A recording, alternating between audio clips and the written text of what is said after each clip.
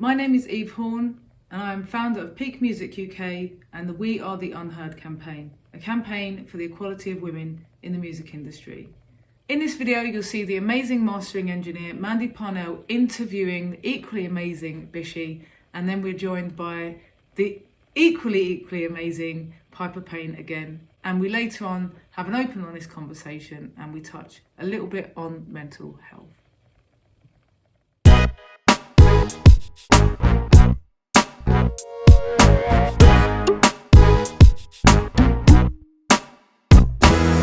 Welcome, ladies, and thank you so much for your time this evening. Well, thank you. Yeah. So hi, Bishi.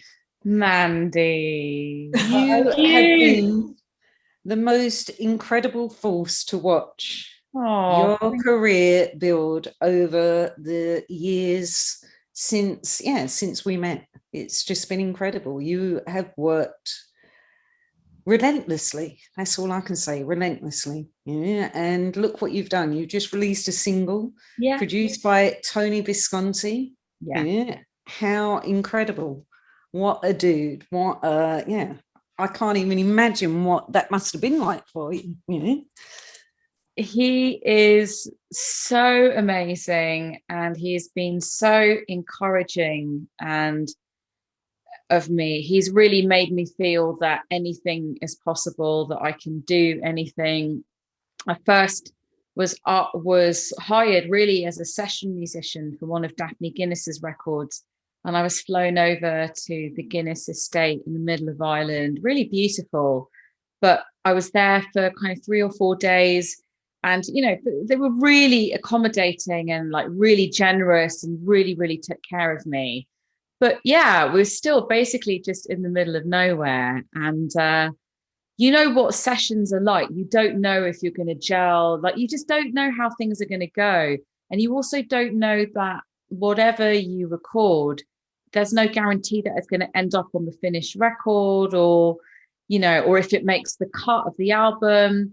So I just thought, you know what? I've been obsessed with Bowie, the Berlin Trilogy, Sparks, T-Rex, Hazel O'Connor, Larita Mitsuko, all of these amazing records he's produced. I'm so obsessed with that. Just go and just see how it is. And yeah, I was really intimidated, but as like a day passed, and like once I got in the studio, I could see the look on his face when I played and when I sang, and I'll never forget it, because that face didn't lie, And then they filmed me recording with him in the studio, and he was looking at all of the footage, and he's very sort of flirty, but like in the best way. He's sort of rock and roll, juicy, and then we bonded because I trained in a Bulgarian choir. We really bonded over that, and he kind of told me that he was originally optioned to produce Kate Bush's Hounds of Love, and it's one of my favorite albums. And then it turns out that he actually produced an album for a guy called Hemant Kumar, who was my mum's mentor. So Hemant Kumar is a guy in India who's a Bollywood arranger and a singer and a music director. And I started counting his albums on Spotify, and I stopped at 200. I was like, I'm done. I went through 200 releases. I was like, and we really bonded over that. And I gave him a copy of my album, and I didn't think anything of it, because I thought, well, he must have so many people queuing up to be his friend. I went to a rave in Cornwall, just got really mashed up, didn't sleep for about 4 days. And I came back, and I had this really lovely message on Facebook, and he said, look, I really love this album. I loved working with you. It was so great. And, if you're ever in New York, like, look me up. And so I wrote to him, and I was like, I've just been at this like really insane rave in Cornwall, and it was quite ravey, but quite psychedelic, but quite psychobilly, quite rock and roll. It was just, everyone was rolling around. There was like no security. It was really full on. And then he just messaged back saying, like, why doesn't anyone invite me to raves like that anymore? And that's where we just became friends. And then he got his doctorate at Kingston University, and he asked me to be his +1. And I mean, it was all mad, but this friendship just grew, and I've worked with him on a couple of things. And I really, in terms of support, and I've never experienced anything like that. And he's really generous. I've been to his studio in New York, and he played me some of the Black Star demos.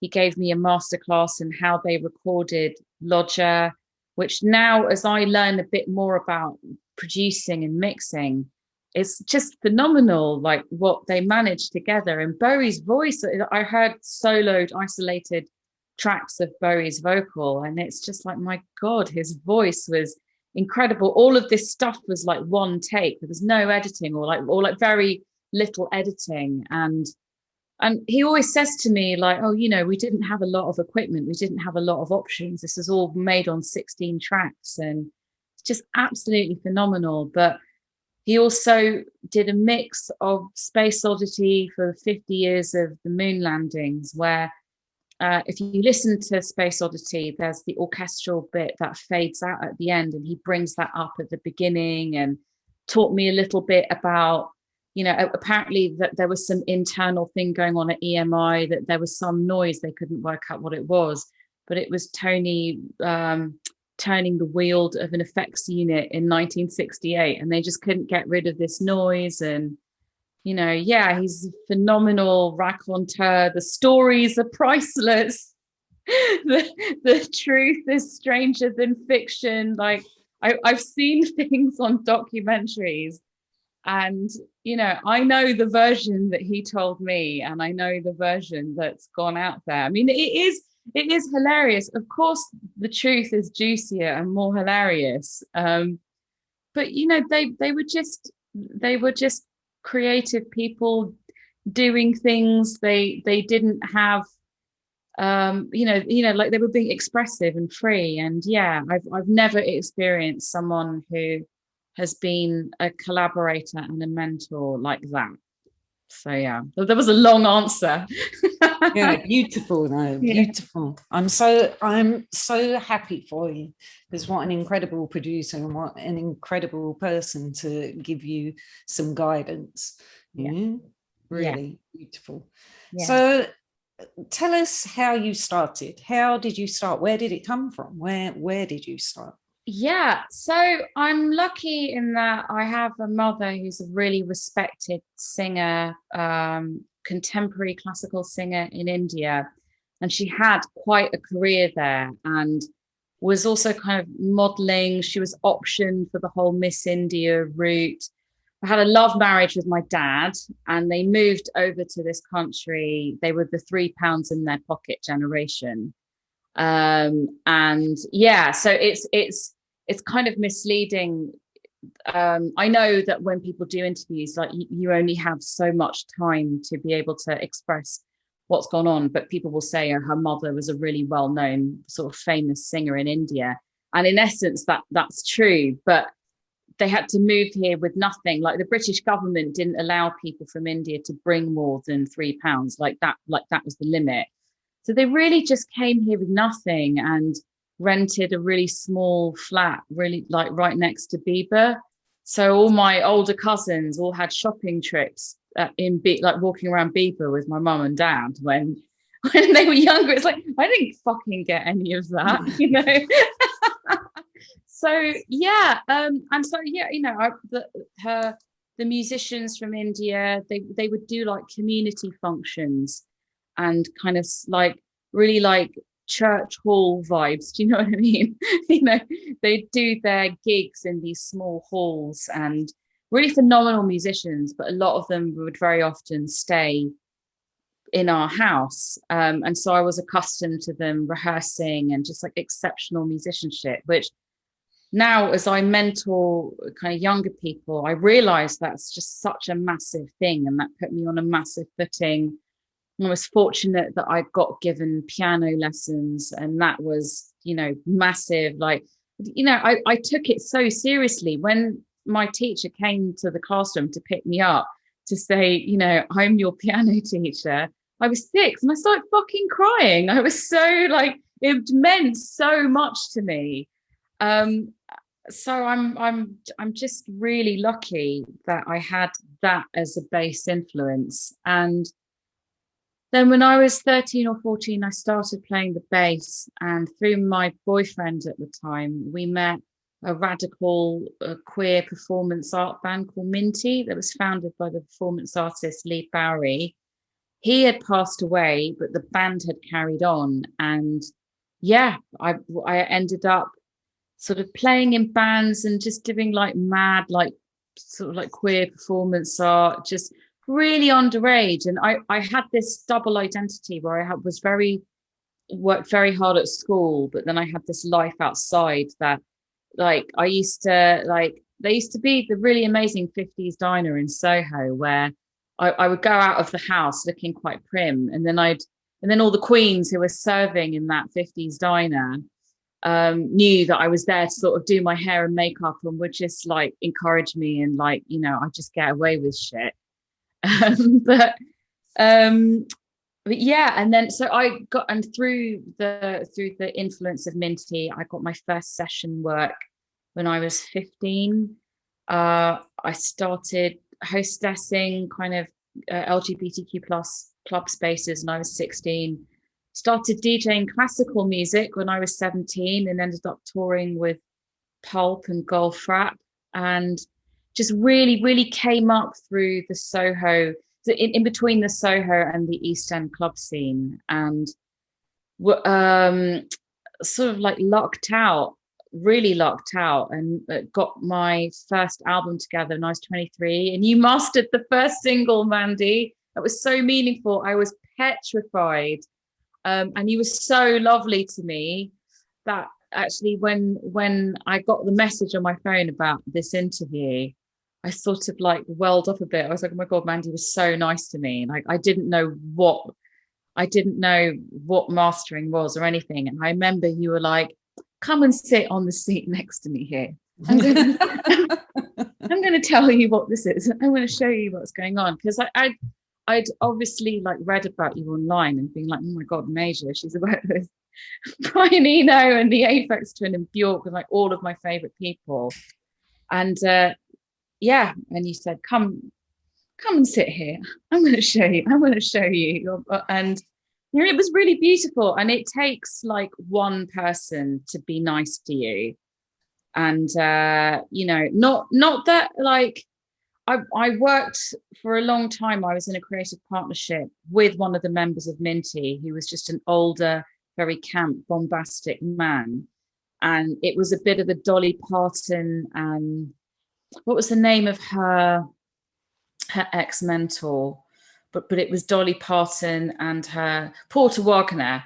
So Dolly Parton was discovered by a much older, more established country singer, and the song "I Will Always Love You" was about her leaving their creative partnership because she had to go off and kind of find her own way. But yeah, I mean, I was in a creative partnership for a long time with a very talented but bombastic older gay man who, I think he'd always wanted to be a pop star. He was vicariously living out his hopes and dreams through me. So what I've been through in terms of like gender has been a bit more complicated, because it wasn't from straight men, it was from gay men who were sort of living vicariously through me. So that puts everything, that puts a bit of a different slant on my experience. But yeah, and just with the first album, you know, I very nearly became this sort of pop star because I found myself on the Jonathan Ross show as I did everything through my own label. But that in 2006, 2007, it was very unusual to have your own label. Like, that was seen as being a bit vain or something, or you were seen as being a bit of a failure. But I managed, as this kind of quote unquote unsigned artist, to get onto Jonathan Ross. And it looked like I was supposed to become this like massive pop star. And then that didn't happen. And I think I actually became the artist that I was supposed to be. but you know, it's been surviving through bits of corporate work, bits of work through the art world, funding. It's you know, and just like doing just like really regular babysitting jobs, and just like whatever, doing whatever I can to just make things work. And I think it's a lot to do with being a woman. I think being a woman of color plays into it, but I also think being a millennial musician, like most millennial musicians have to do about 5 things to make their one thing work, you know? So yeah, kind of here I am today. Yeah, and rocking it. You're rocking it. You're doing incredible stuff. Your podcast is, you know, really interesting. You know, the sound bank, you know, doing a sitar sound bank. What a crazy thing to do, you know. And how did that come about? I mean, did they how did that happen? What a mad thing to do. So I was asked to chair like a panel with Nile Rodgers, which was like, fuck, I love Nile Rodgers so much. I'd love to work with him at some point. I'm just putting that in the universe. You're putting it out there. I'm putting it out in the universe. And yeah, he was really cool. He sort of clocked the style and clocked that I was doing something. But anyway, I got asked to host this Nile Rodgers a panel for the Meltdown a couple of years ago at the South Bank. And then I went to a talk he was doing, and I bumped into a friend of mine, Ital, who I think he'd won a Grammy writing something for Santana, or he's one of those American songwriters who's written those like ridiculously large hits. He's very charismatic, very funny. You know, it is clearly really committed to the commercial songwriting process, but has such a beautiful attitude to music and is so charismatic. We've just always really got on. So I bumped into Ital at a party, and then I met a representative of Lander, completely unexpected. And that's why, and that's how I landed the Lander gig. But that's why I always encourage people to just go. You've got to go out there kind of with no expectation, you know. It's just, and then you'll find yourself talking to someone like randomly on a balcony somewhere, and then it'll be the next step of what you do. But yeah, I wrote and record and produced that whole thing in lockdown, kind of remotely. So that was interesting. I mean, I think I wrote like twice the amount of loops and things I was supposed to, but I'd much rather have a range of stuff and then just sort of put that aside somewhere. But yeah. So how do you find that? Like you're saying, just go out there and, you know, I know through my career, I'd get invited to go out a lot, but would find it quite intimidating until recent years, really, until, you know, I became freelance to actually be able to do that and have the confidence to go out and talk to people. It's quite intimidating. So would you go out with other people? Would you go out on your own? I mean, you know, how would you get the courage to do that? Well, I think it definitely comes from practice. I think when I was like, you know, I mean, I love going out and I love live music. I love dancing. I love dressing up and showing off. I think that was always in my DNA, but certainly in my younger years, I was definitely had other people around me. I think I took a trip to LA when I was about 27 or so. And that was where I had to really, it's like, you don't know anybody here. Like I've always had a relationship to New York because my sister lived there for a long time. But in LA, it was like, you know, this was a little bit before Uber. So it's like you have to go out there and just make it work. And like, no, yeah, seriously, like Uber's really changed everything. But when it was like a pre-Uber LA and you'd have to call up some dodgy taxi service or just find a ride somewhere, that's where I really found my confidence in terms of you just have to push yourself and go out there and trust. And there's something I think about the getting ready and glamming yourself up and having a bit of a drink before you go out and that, like, it's almost like it's like a ritualistic preparation. Like a couple of years, me and a really good friend went out and we like burnt sage before we went out, and just ended up having the most mental night, like sitting on some like random tunnel of love, like Massive Swan. And like, do you know what I mean? I think that there's something about the ritual of really getting dressed up to go out. Yeah, but I think like these days, I actually quite like just turning up on my own, usually because I know a lot of people there.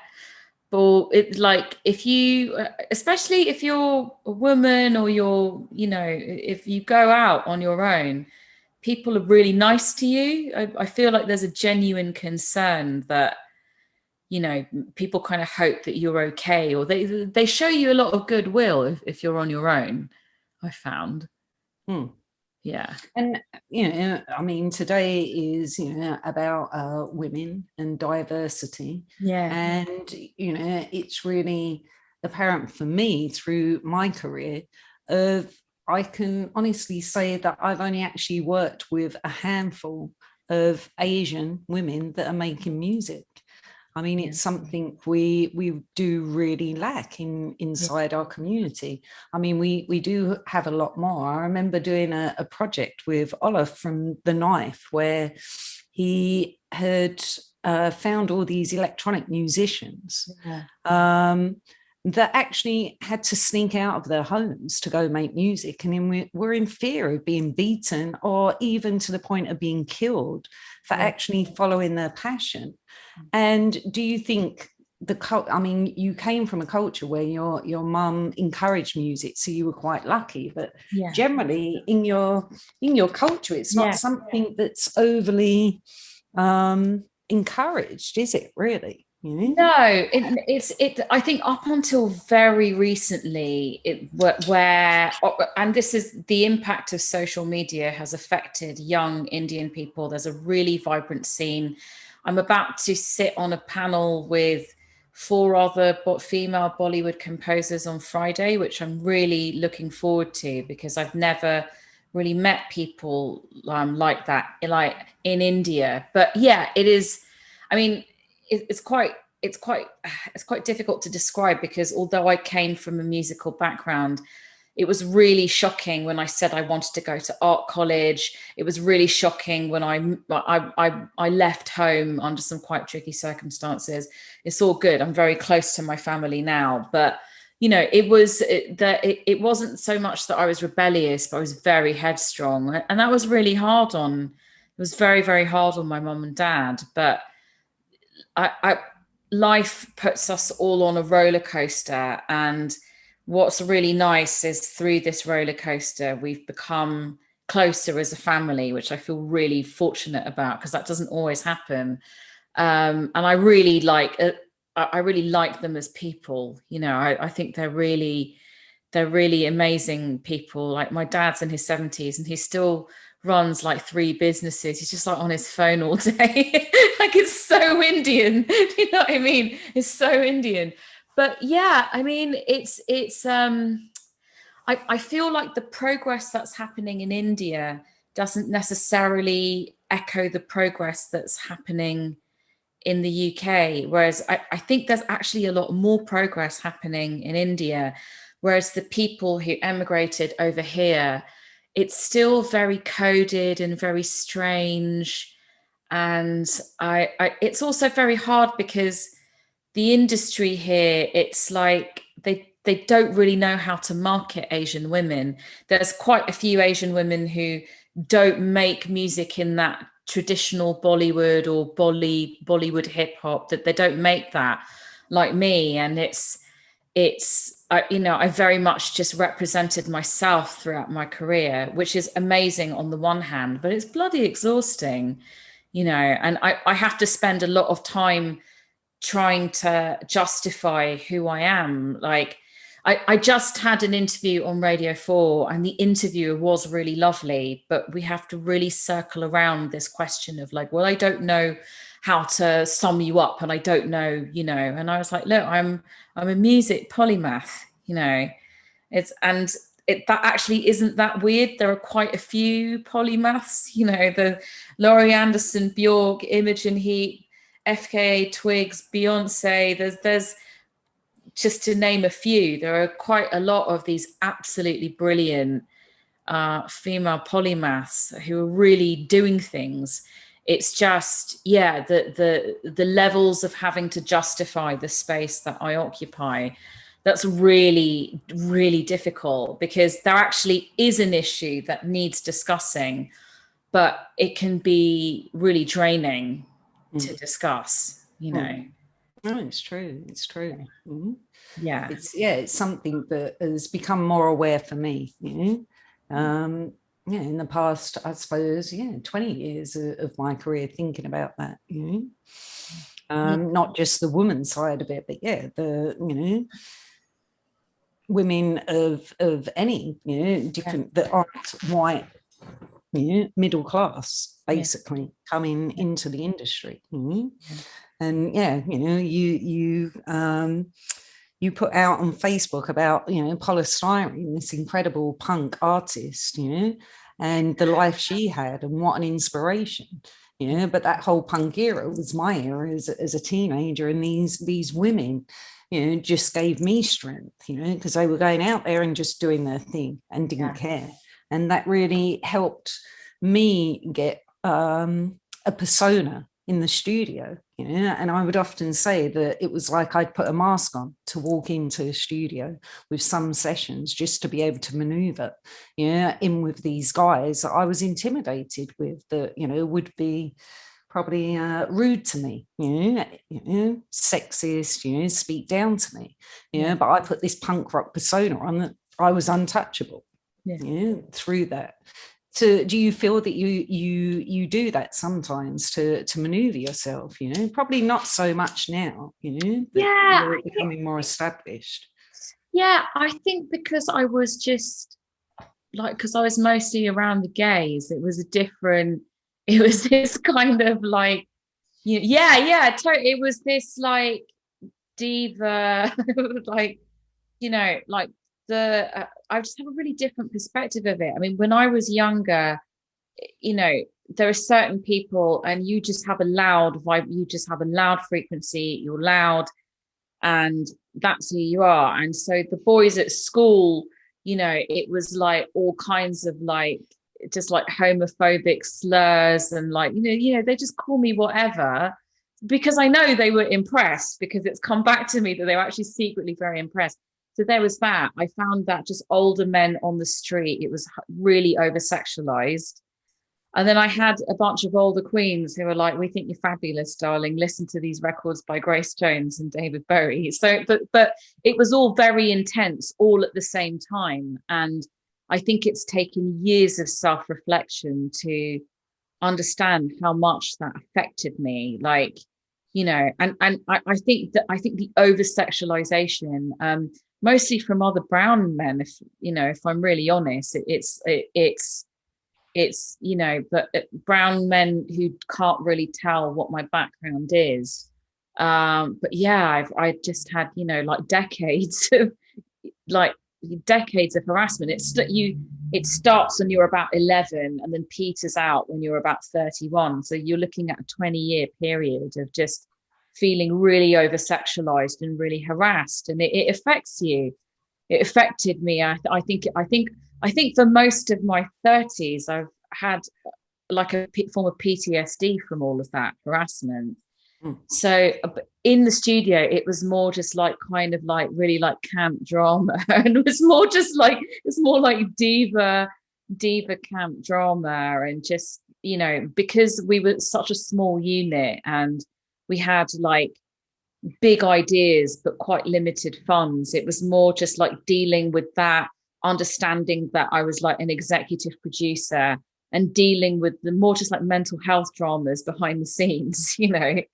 That's the kind of thing that I've gone on with. I mean, yeah, I think people look at me and just assume certain things, and I get a lot of people who just go on about how busy I am, and I've started to just say now, I think what you mean is I'm really prolific, you know, or I think what you mean is I'm really organized, which I am, you know. And you've worked very hard. I know. Yeah. I mean, do you still self-manage, or have you got a manager finally, or you're still, or have you got an assistant that helps you? I mean, so I'm self-managed. I do have advice. I'm a part of a collective called the Rattle, who advise indie artists to help you to become more sustainable business-wise. And I have to be an ambassador of the Rattle. You are. I used to be. Yeah. Oh, amazing. Oh my God. Yeah.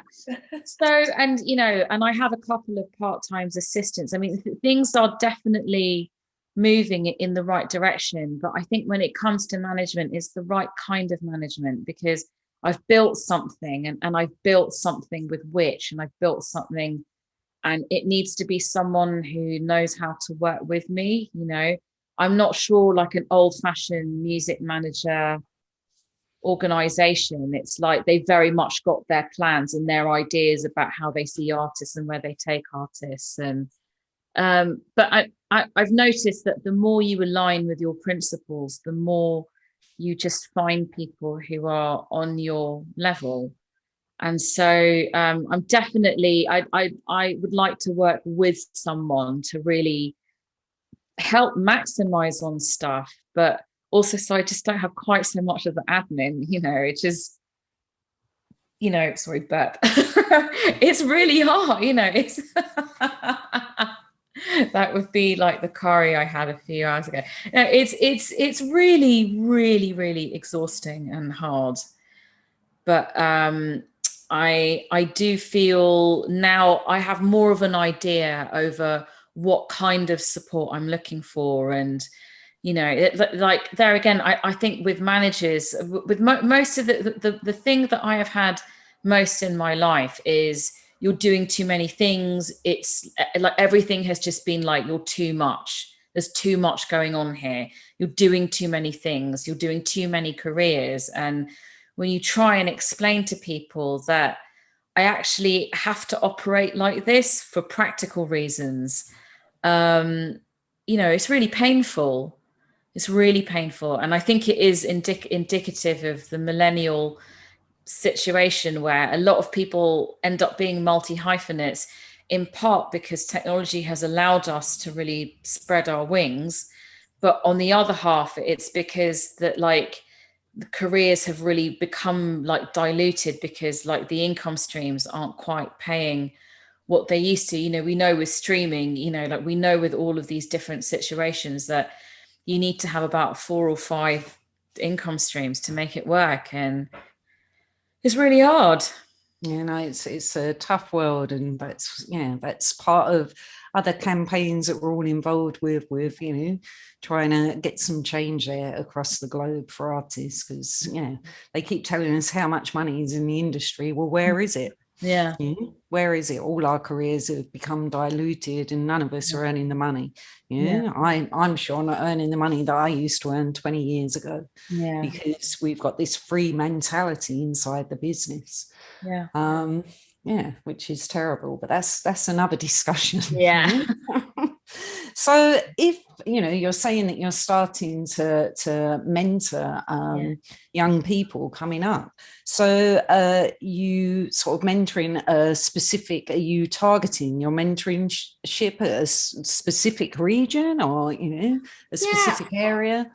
Well, I think it's whoever really asks me. I mean, there's a really amazing it's a charity. They're based at Somerset House, but they're trying to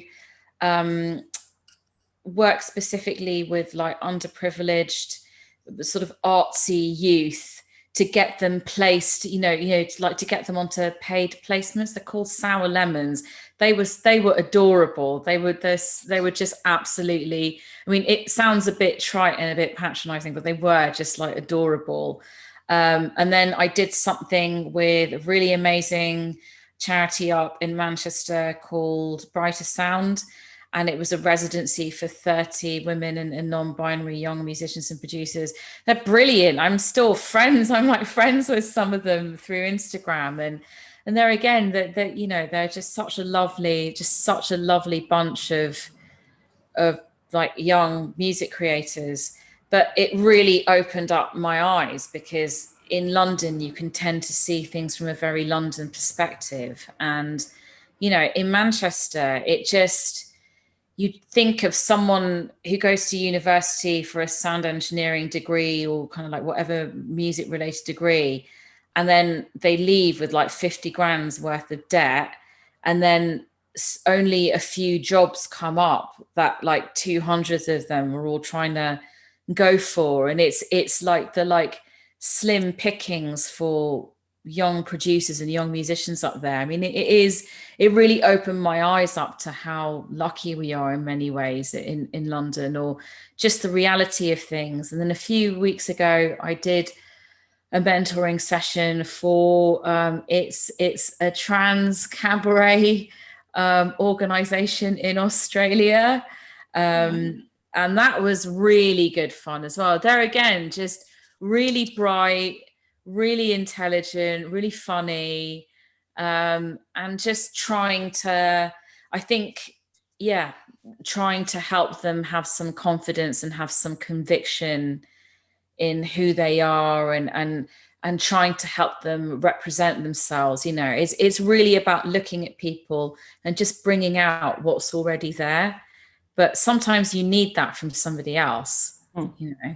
Yeah, we all need somebody to kick us a little bit and give us confidence, you know, tell us that we can do it. You know, I've had it through my career, and yeah, we all need that, you know, it's okay. And reach out if, you know, if you're having a bad time, you know, reach out, we're here. You know? So when it comes to, you know, advice that you'd give to, you know, especially, young people coming into it, young women, young, you know, gay people, binary, non-binary people, I mean, what advice would you give them? Because from where I sit, it's I really, it's still not, it's coming, but it's coming very slowly. So from where I started, you know, to where we are now, you know, I suppose I started, there was maybe 1-2% that I could say were women, you know, inside, you know, that would be gay, inside, and be comfortable with it, you know, trans, you know. I'd probably say now, you know, we're probably, I see more from the engineering side of it, you know, we're more getting to, I'd say maybe 10%, but we're still a long way off, a long way off. So what advice would you give them about how to maneuver, you know, when they're coming out of uni, or even the ones that haven't gone to uni, because we have a lot of artists out there that, you know, are not going to take the big loans out to do university, or might not be able to. So what would be your advice to them to go forward? Well, I think firstly, the most important thing is just to make, practice, you know, because without that, you can't do anything. And I think because I came up through this LGBTQ club scene, I understand the power of just different scenes and forming your own scene. There's a huge amount of power in forming a scene. And now you have this rise of online groups, you know, that there are some really fantastic and phenomenal groups out there. There's a lot of information. There's a lot of free seminars and webinars, and you know, hope you know, it looks like we're all going to be let out at some point this year, but forming your own nights, your own, you know, your own umbrellas, and then all kind of working together, like that's where the change really happens. Because you know, when you've created that it can't really be taken away from you. So I definitely think groups of artists coming together always makes a really big impact. True. Yeah. Yeah. And then some advice that we could give to say the men, that are very intimidated, especially, inside rooms, on how they can be, to stop feeling intimidated, because they're feeling intimidated, which then makes us feel intimidated, and it's this spiral.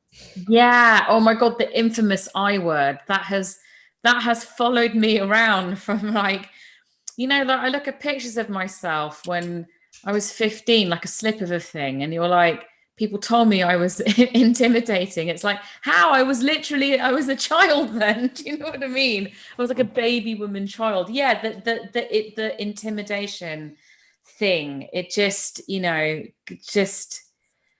it's just such a fucking waste of time, isn't it? It's just such a waste of time. Yeah.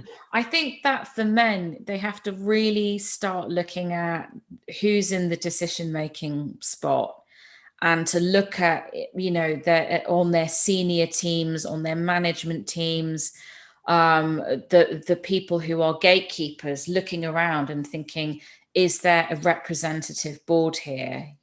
Do we have at least, like, who are the women of color, who are, people from the queer scene who can keep an eye out and make sure that, that we have more of a range of talent and more inclusivity. So, and I also think that at the moment, the really exciting scenes and the really exciting movement is all being led by women. As much as International Women's Day has been really exciting, in the music industry, it's mostly been these, it's organizations like this that are actually doing these really active things, like, okay, fine, Abbey Road is trying a little bit, whatever, but it is mostly women and smaller organizations and a few public funded broadcasting services that are trying to make the effort. When you look at the statistics of like commercial radio, it's just utter shite. It's just embarrassing. So I really think that people in more corporate situations have to really do some stepping up, and actually look at what's going on and look at who's being hired for what. So yeah, and it's not really that hard. It's really not that hard they're going to have to. I know that there are certain companies that they hire like a diversity officer, and it's like, okay, it's sort of like mental that has to be there on the one hand, but on the other hand, I'd rather prefer that there was somebody who was trying to think about an all-round inclusivity in terms of programming and like opportunities and stuff. So I think I think men just need to think outside the box more than they think they are. I think a lot of men think they're really thinking outside the box, and they're not really. They're not really. No, I've spoken to Eve about this, about having, young assistants and how intimidated they are with women producers coming in, especially young women producers that are beautiful, sexy, and dissecting it with them after the session and them saying they'd never hang out with women, like this. And that's where they were intimidated. Where they were embarrassed all day and really couldn't make eye contact with them and engage with them.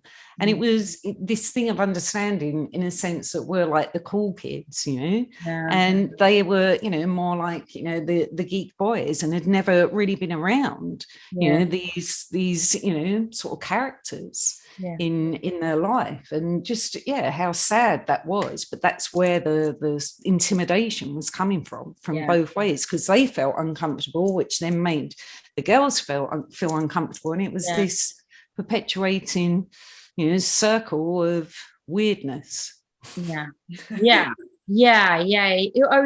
totally. And I just think it's just exhausting. Like every party, or it's just like every like random conversation. It's like, what do you do? Oh, like you say you work in music, and then it just becomes this big explanation.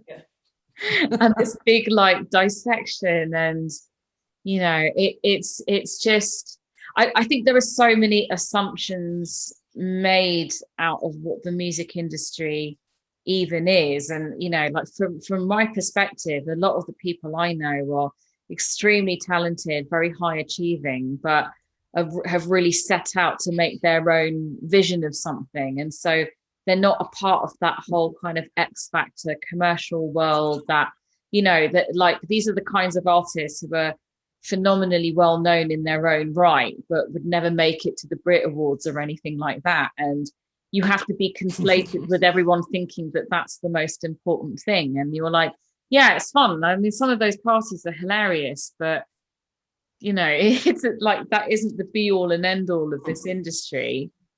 So yes, yeah, so that can be really exhausting. I think they're like, oh, so what do you do questions, you like that. Yeah, there must be kind of a head fuck for you, Mandy, is if like just like a random receptionist is like, oh, so what you do then? Like, you know. I had a great one where I went to pick up an effects unit with my partner at the time. Yeah. And we got to this very famous studio in London, and the assistant engineer let us in, shook his hand and ignored me. And we walked in there, and I kept my mouth shut because he was buying the equipment. And I found it quite hilarious, really. Anyway, we get to exchanging the money, and I had the money in my bag. So I gave it to the owner of the studio, and he said, is it all there? And I went, well, count it. And he went, I don't want to count it. I went, well, I'm not counting it. I went, here, I'll leave my business card, and if it's short, let me know. Because I'd taken the money out of the bank. So he looked down and he went, Mandy Parnell, I send you tapes all the time. And the assistant was like this. So, you know, all of a sudden we're getting the grand tour of the studio, and it's all, you know, oh, Mandy Parnell's here, all this, you know. Yeah. And my partner at the time did have a bit of an issue about, you know, my sort of status in the industry compared to his, so that we did have a little bit of conflict in our relationship over that. So I just kept my mouth shut. And when we were leaving, I went up to the assistant engineer and I went, don't ever assume. Yeah, it was so rude what you did, you know, because you should have shook my hand and met me as well. He just thought I was a girlfriend, or, you know, I don't even know what he thought, but it was just so rude. And this isn't that long ago. I mean, it's probably 8 years ago. I mean, really something that I wouldn't still expect, if that makes sense. You know? Yeah. So yeah, it's that, you know, that side of it. Yeah. Do you think the problem that we're facing today is a society issue or a male behaviour issue, or both? I have my own opinions on it. I'm just interested to see what you guys think. I think it's a little bit of both. I mean, it's. I can't see you there, babe. I mean, it's really hard because like these days, as I've grown more confident in what I do, I just seem to be attracting more of the right sort of person, or just being in more supportive environments. I think and I hate to say this, but the most more passive aggressive comments come from women than they do men. I think men are just terrified. Because it's just like, because this is quite like chilled, but there's usually like hair and tits and blur and like, you know, and so yeah. So there's just like lips and hair and boobs and like, oh my God, like I don't know where to look. Blah. But you know, it's much more. It's just much more like. Just like the vile passive aggressive comments from women, and it's always around me being busy. You know, that's been a lot to work through, you know. Busy in the sense that they're jealous of how busy you are, or I don't really understand. Probably, yeah, probably. But not understanding the hard work that you've put in to achieve what you've done. That, you know, they're probably jealous in the sense that they haven't got the same drive as you, and that's why. Yeah. Maybe. Yeah, that's pure judgment. I mean, I remember getting that when I was signed to EMI, and I just got very busy, and the people who are in your normal life don't understand it. They can't comprehend. But it goes back to this human behavior that we have, when we are used to something and it changes, we don't know how to deal with it. And we can use that in exactly the same setting we're talking about today. You know, men are used to being in their own environment, in the studio, or behind the DJ booth. What's that? You know he's coming.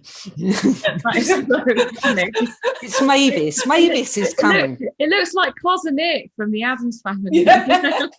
You wait. Mavis is coming to clean the studio. Hello, Mavis. Show yourself, Mavis. Mavis is very excited. I'm busy. Come in, Mavis. Yes, there she is. That is so mad. What on earth? What an amazing. This is Mavis. So this is my partner, and he likes to dress up. Now, Bishi, so my son's girlfriend, you know, Charlie. She's a cabaret artist, burlesque artist, you know, from way back, you know, and my son Joplin. So of course my house is quite sort of mad and crazy. Joplin growing up in a musical house of festivals and dress up, and so we have dress up, and so Mavis, my new partner loves to dress up, you see, and we were supposed to we got together Christmas time, look at past that. Christmas, on the one before. Got a shirt. Got the shirt on. Yeah. And we were supposed to be at festivals all year, dressing up. So he's got, you know, my mum's donated the most incredible evening dresses for him because he loves dress up. So do I. So we have these mad nights. He likes to spin house music. So, you know, we've been having our own sort of parties where we dress up and be silly, you know. So he was so excited, you know, that he could get to dress up and just, you know, have a moment. This is life right now. This is life. Like, you don't understand what this means. I'm so here for it. That is so brilliant. Like, and can I say that I love the animal on his back. Yes. I was going to say animal. That was my son's. He's been around a long time. But is he a good cleaner? Oh yes, and a good cook. Great. Yeah, and he really looks after me and rolls me cigarettes and fixes me drinks and treats me like a princess. In a beautiful pink skirt. And makes me laugh, you know. Brilliant. A lot, you know, and that's what we need. A lot more. Lives. Seriously. You deserve only the best, Mandy. Yeah, we need to laugh. I needed to laugh a lot more in life, you know, so he makes me laugh. If you don't enjoy yourself in anything you do, get another profession. That's it, baby. Yes. And he's got the AAA VIP pass as well. Oh yeah. I love mean, it doesn't matter about culture, sex, anything like that. Go for it. If you've got a passion, have it and go for it. Bring it on, girls. Yes. All right, bring it on. Now I'll leave you with Mandy anyway because I've got a lot of cleaning to do or she's going to beat me. All right. He likes that though. Oh my On occasions. What an amazing international. It's when you go too hard. Mavis. Oh man. Oh, Mavis. Stop using this stick. I'm so glad. I'm so glad. My cheeks are killing. Well, you needed to see a bit of my mad world as well, you know, because you all only ever see me in the studio at conferences, you know, being grown up. Yeah. I want to be in your world, man. That's insane.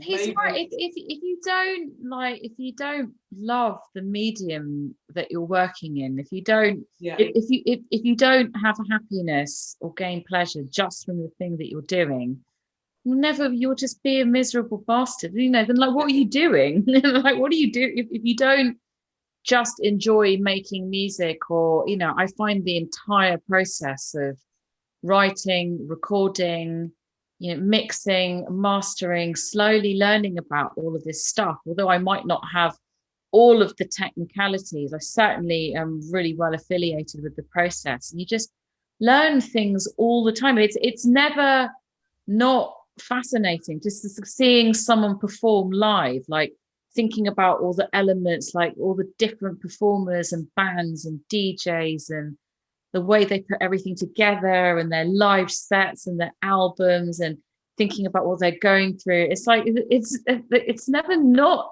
interesting. It's just, you know, and even people, even if I'm not quite into their recorded work, then live they'll be absolutely amazing. Or that there are different types of artists who are just brilliant at different things. Like I just can't not find love in it. And I think it's very sad when people get jaded by the status obsession, you know, and there's a fuckload of status obsession all over music. The one thing I completely agree with you, Bishi. I was saying to Piper earlier in her interview with Tony, the beautiful thing about today is the human level that everyone has. We could have come on here and spoken about how amazing everyone is at their job and asked the same generic questions. Yeah. Okay, but the whole day has been full of how can we help each other? How can we help people understand? How can we teach each other? How can we educate? And it's gone back to a really beautiful human level that, yeah, I'm just like, every single person who's taken part in today has just been so beautiful, like from like soul, you know what I mean? Like on a level, like it just, yeah, I can't even express what it means. Like the way everyone's just been so honest and open about their experiences, the fact that they want to help people, that just the connection they've had with each other and stuff. It just, for me today has been huge, really huge, in reminding me that there are some amazing individuals in this industry. Yeah. And by coming together, we can 100% make a change and for the better. And literally, you know, it's not about man hating. It's not about, you know, woe is me. It's not about any of that. It's about standing our ground, not in an aggressive way, but standing our ground the way we should, but in a loving and open, understanding way of educating and nurturing people along the way, and being visible for those that are coming up, and also staying open to learning new things as well. Yeah. We become better humans. So I'm just I have a question for the three of you. Yeah. What do you do to get you through the days where you feel really shitty and you have doubt, and you know, things have just pushed you down there, you know, be it, you know, people, whatever. What are some of your tricks to get through that? Magic mushrooms. No, I didn't say that. It's quite a thing. Microdosing is microdosing. Big. I was just going to say, really big at the moment. Yeah. Microdosing. Yeah. Long. I live near a very beautiful Victorian cemetery, so long walks there. I've taught myself how to make some killer martinis.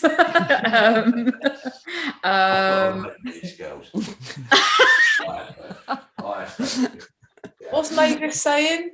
He says he can't wait to meet you all. He says, brilliant. Talking about martinis, long walks. Yeah, I'm up for going out and having a dress up with you. I can't wait. With all of you. You know, yeah, I mean, I think,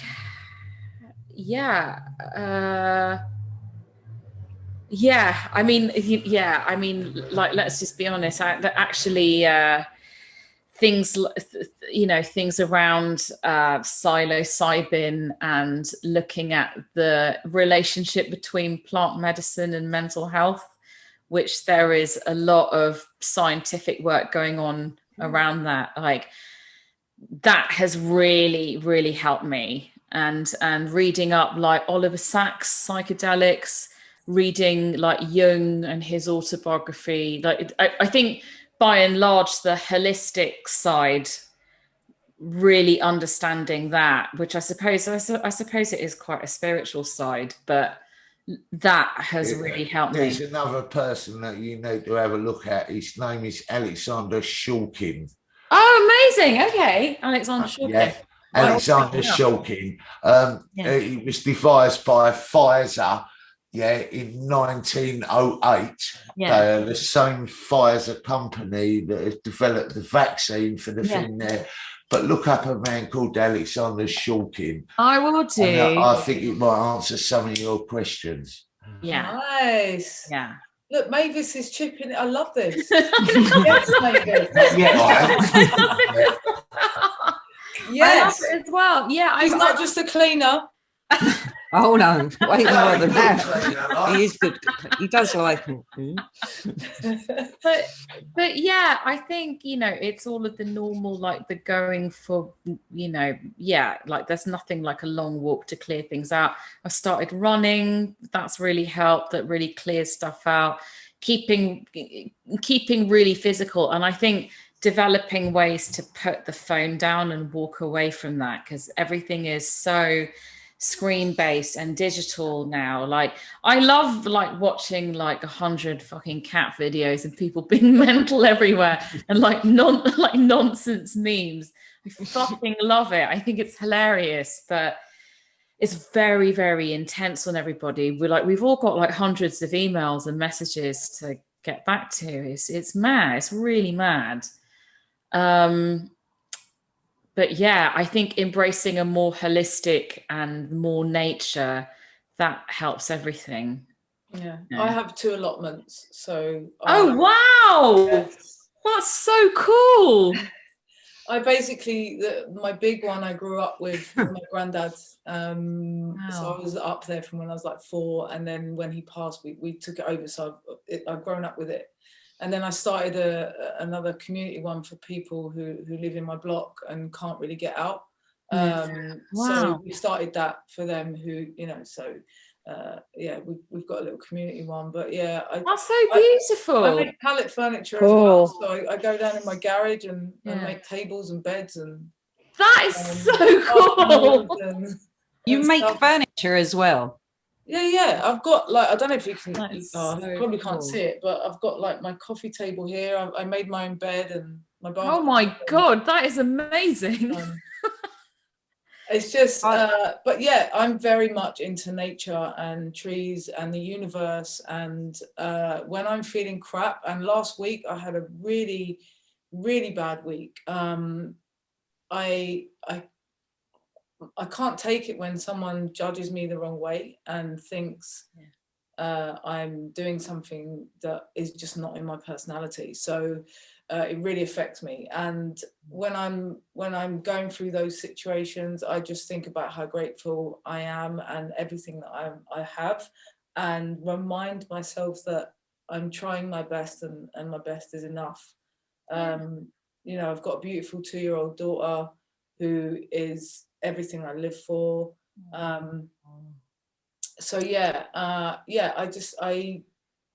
As well as all my losses, you can always turn everything on its head, and there's always someone worse off. And so I'm just grateful that, today I'm still here and I'm still able to try my best and make a difference. And I think that's kind of, it's not easy to get yourself in that mindset when I'm blubbing and I'm crying unconsolably and I don't know why, because I'm going through my menopause and I'm like, why am I? Why is it? So, but I'm okay with that. I'm open with it. It's part of being a woman. It's absolutely fine. But yeah, doing things like this, meeting people like yourselves, connecting on a human level that's my life. That makes me appreciate being alive and know that life's worth living. Well, I mean, this sounds like you're Superwoman, Eve. We really like you all are. Piper, what do you do to get you through? Because I know you've had some You've had a journey through it as well. So yeah, Mandy, you've known my whole journey. Yeah, man. It's I mean, some days are tough, right? I have this incredible ability to be very aloof and not really pay attention to what's going on around me. And then when everything piles up and I realize what's happening, that's when I kind of have a little bit of a freak out. And oddly, it's usually cured by my funny dogs. I have 3 adorable weirdos. Wow, 3. Yeah, wow. we have 3. Catherine and I each had 1. And then when we moved in together, we adopted a puppy. And she is the funniest. She grew she's like 80 pounds now. That's a lot of kilograms for those of you who are. And for me, honestly, it just comes down to usually when I'm having a really shitty day, it's because I can't get my work done. Like I'm being pulled in a million different directions, and everybody needs something from me. And so usually I'll just put the phone down, quit all my email, just write down a quick list of like 5 things I really need to get done on my projects.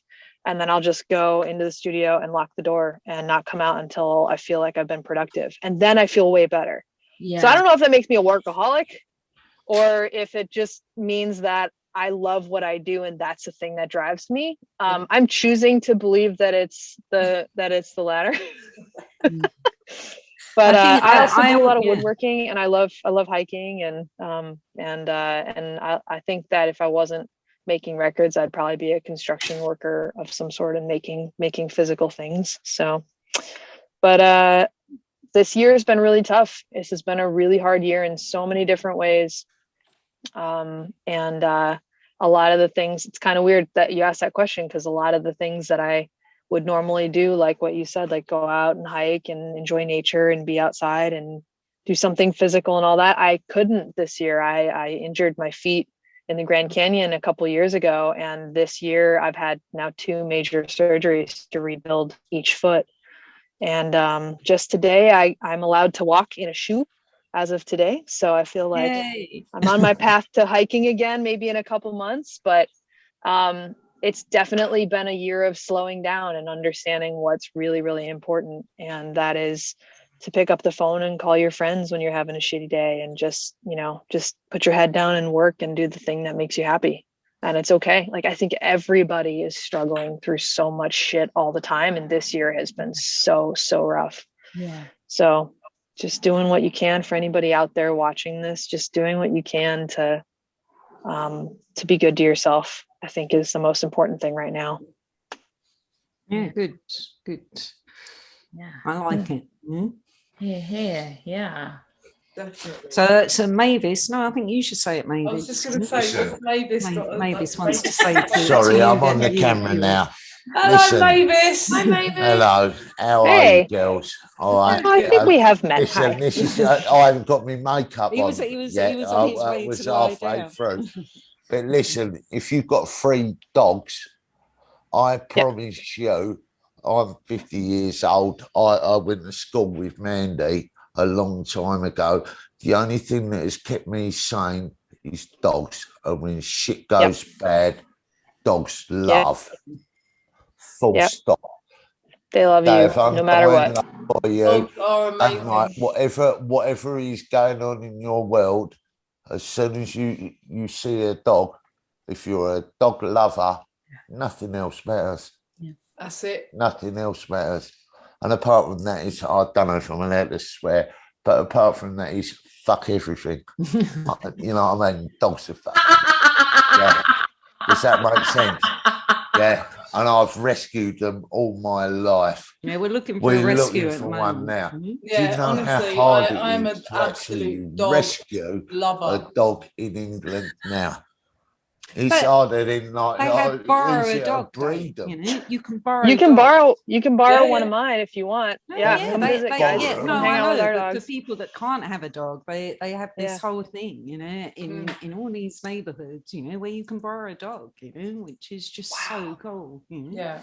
It's You can fantastic. get to Dogs are everywhere. the best when it comes to. But I'm sorry, I They are. don't see any of you as workaholics. What I realized when I came into the industry, it was a lifestyle choice. Mhm. I knew that it was going to be my life. And Yeah. that was that. And Yeah. we're not workaholics, we're just passionate. And I think people that say that about us is, you know, again, I come back to, are they jealous that they can't do that? You know, they haven't got the drive that we have. Or they don't understand. And to have a partner that gets it and understands what you need out of you know, the time that you need to do your work, and to be able to just say, all right, I don't know what time I'm gonna be home, but they're okay with it. Like, that is the real personal gift. choice. You might have to go through 1,000 people to find the right person. Yeah. Yes, I did. When it happens, it happens. Me too. Like, believe me. Like, as I say, I went to school. This with was everything I ran away from in my and life. 30 years later, if you can't enjoy what I still you sit there do, and go, what? enjoy the person you're with the wrong person, and get another job. That's right. Yeah, and life's too short, man. And Life's way too short. Life's too short. Life is when too you short. come here, please come here. When you come here, link up. Yeah, we can have a giggle. We can have a right We've giggle. got loads of big sofas that we can crash on. It's just turned into like a mate's chill out. So Bishi understands, you know, the world that her underground world, which is the world that Bjork walks in. You know, she always says she's an underground artist first and foremost. It's, you know, I was really blessed. That was the world that I grew up in. You know, when I was a punk rock, and it's it was okay to be different. That was the beauty of that world, and that's, you know, it's finding your tribe, isn't it, of people that accept you for who you are. And not only that, she's getting on a bit now, so we've got, as I say, she's got to hand the baton down to the younger generation, and that's what it's about. That's what teach, promote, and let life go on. Mentor, but I encourage. don't want to be here at 80-year-old and hearing shit music. And it's up to us to make it right. Does that make sense? You know what? We best find the right people for you to pass that baton on to quick time. You know what though? It's up to us. We have to train these people.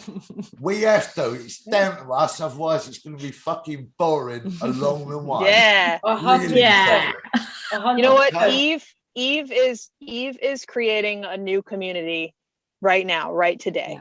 Because there are a bunch of people now that I've even met that are part of this group and part of this beautiful thing that you and Rich and all the organization people have put together here.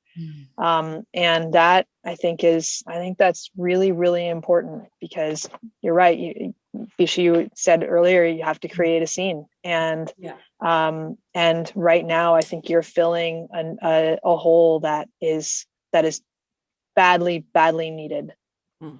Onwards and upwards. You know, that's the way forward.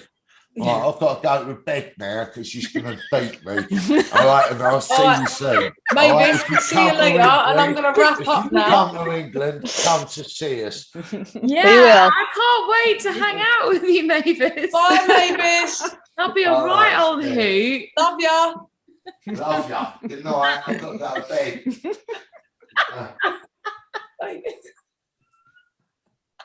I'll see you in a little while, babe. This is magic home. I'm going then. Do I your went hole. to Barcelona thinking I had a nice hole, and I ended up with this. Go on, do your hole. He thought it was going to be There's a really stuck in there. Mega hole by a man in Barcelona thinking I had a hole, and I ended up with a sodding whistle. You know what I mean? Yeah, and I've got nothing against the Spanish, but if I find him, I'm going to hurt him. This is like late night cable access telly now, isn't it? You know what though? It's the perfect thing, because Mandy has got her bloke who dresses up as a woman and he calls himself Mavis, cleaning her studio. What a perfect end to International Women's Day. Like, it could not have been more beautiful. Mavis. I love Mavis. Oh yeah. But no, honestly, guys, like, we need to wrap it up. Poor Shona's in the background, like she's been coming all day with us. I just want to really sincerely, from the bottom of my heart, thank every single one of you. I've been laughing so hard. Seriously, don't worry about it. I've just been laughing my head off in the background. It's been brilliant. Cheers. Utter madness. Oh my God, it's been cheers. Happy International Women's Day. I pray that this is the beginning of something that we can all come together and celebrate on a regular basis and keep having this conversation.